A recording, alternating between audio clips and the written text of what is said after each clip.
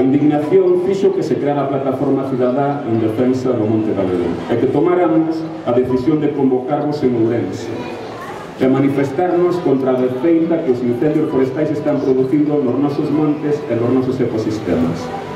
Serra do Xurés, Serra de Queixa, Monte do Invernadeiro, Manzaneda, Ribeira Sacra, o Faro de Avión, Serra Martiñá, Serra de Pena Monteagudo, o Castro Legoreiro, Serra de Meda, Guionxa, Penaloba, Serra de Enciña e Alastra, Pena Corneira, Penedo da Raíña Loba, o Couto Misto, Val de Salas, Veigar de Castelaos e Vila, Monte da Peroxa, a Limia, Monte Grande, Pena Maseira, a Serra Seca, San Mamede, Couto Novelle, a Rousía, Serra do Garouco e un longo etcétera.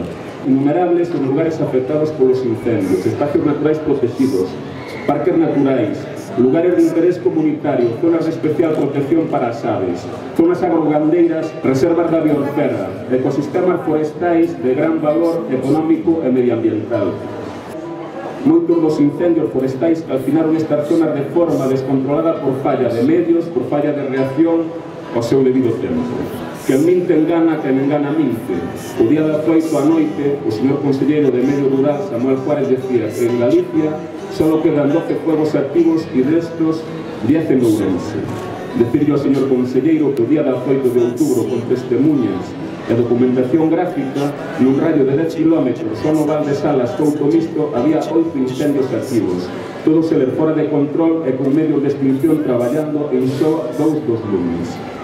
Centros de incendios forestais, miles de hectáreas calcinadas, centros de millóns de euros perdidos en produtos primarios, mas tamén se deben calcular as perdas tendo en consideración a multifuncionalidade dos ecosistemas forestais.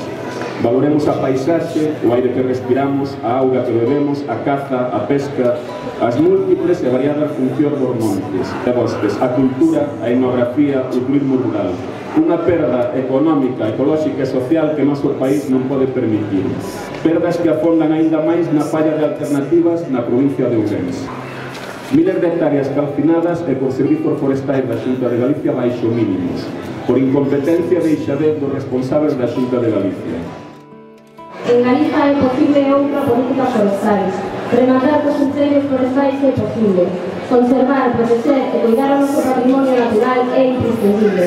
Desexamos e soñamos que mañá mesmo sexa o día onde o negro queimado, o cheiro funesto dos montes calcinados non sexa máis que un mal sonho. É precisa a colaboración do conxunto da sociedade para rematar con esta parte moi triste da nosa historia.